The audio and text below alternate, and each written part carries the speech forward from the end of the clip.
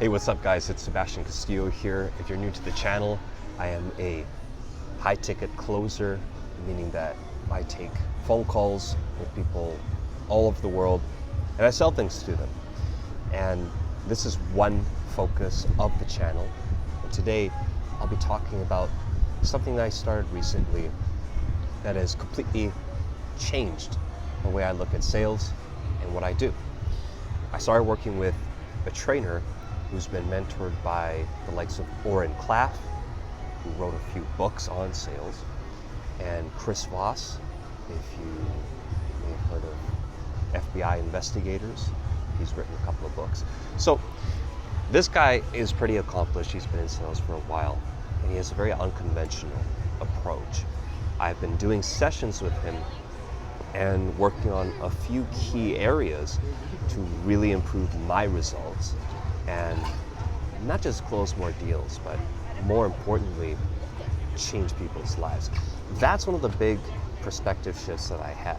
I'm not just getting on calls with people to sell them a program, even though if we look at this through purely a business lens, that is one of the objectives.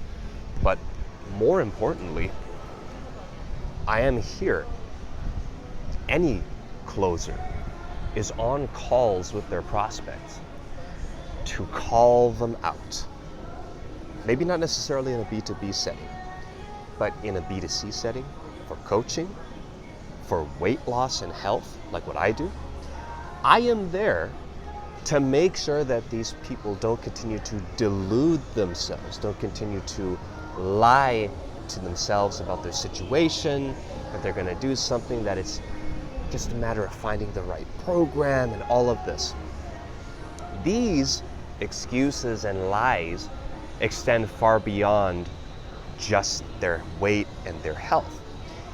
And the fact of the matter is, almost everyone says the same kind of stuff, even outside of this domain, no matter what it is that people want to accomplish, whether it's money, making more of it, whether it's improving their relationships, or whether it is related to health, or even just things that are important to them.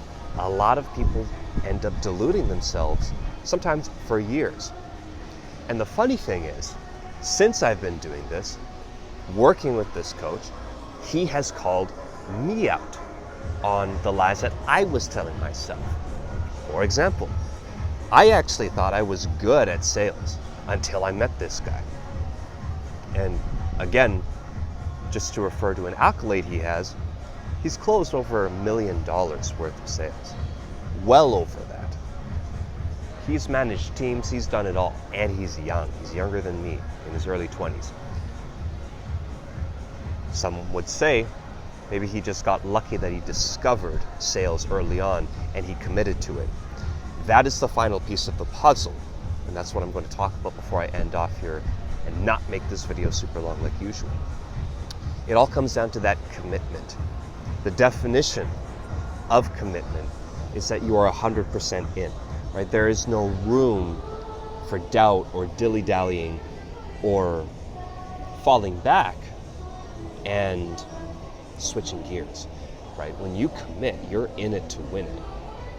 And no excuses, no lies, nothing will detract you from the goal that you set for yourself, right? And if you look around these days, most people are sorely lacking commitment and accountability. Most people, doesn't matter where they're from, doesn't matter how old they are, doesn't matter what industry they're in, doesn't even matter how smart or dumb they might be. If a smart person does not commit to mastering something or to becoming highly skilled and improving and educating themselves, they're going to be outworked and beaten by the dumb person who does commit and does set themselves to a certain standard every single time. Every single time. I don't know about you guys, but back in school, I was one of those kids who really didn't need to try in order to get good grades, in order to do well in class. That was a bad attitude and bad approach that was cultivated over the course of years. Because in real life, maybe you start out with a couple of advantages, like having wealthy parents, or you're exceptionally good looking, or you're tall, you're athletically gifted, whatever it is. But even then, if you do not work to become a man of substance and a man who can hold his own and show up to an interaction and communicate with someone, holding space and actually driving forward certain points and getting people to adopt your perspective, then you're not going to be very successful. If you guys have noticed, one other thing that I'm working on, which is improved by doing these videos, is my articulation. There's a lot of salespeople out there who and ah and like and this and that their way to a couple of deals, right?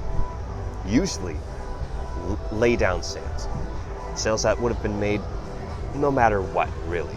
You could have said anything, you could have closed the deal. But you don't want to continue doing that, especially if you take this stuff seriously and you want to make a career out of it. I want to make sure that I'm showing up at my best.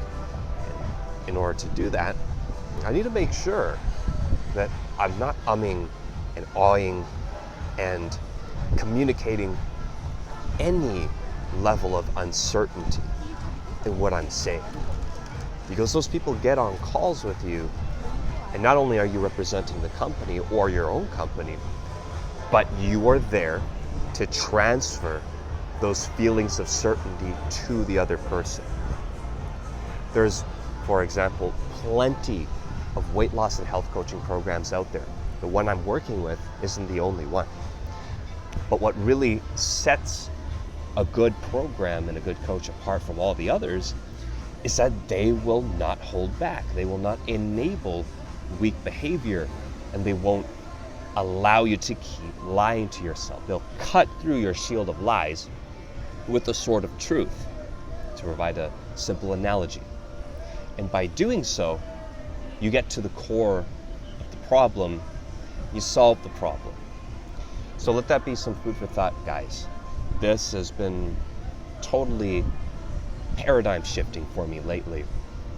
And as I'm implementing, I'm becoming more comfortable with the entire process, with the entire landscape of sales, of talking to people, and actually transforming their life far beyond just getting them into a program and making a commission. So I'll leave you with that, and I hope you have a great time, and I'll see you next time.